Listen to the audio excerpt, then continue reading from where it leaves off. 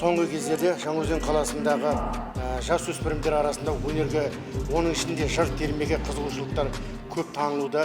Оның себебі әрбір мәдениет үйлерінде үйірмелердің ашылып, оларда білікті ұстаздардың сабақ беруі және осындай Атамұра мәдениет үйі сияқты жылына 4 мезгілінде сайыс өткізіп, әрбір оқушылардың басын қосуы себеп болып отыр.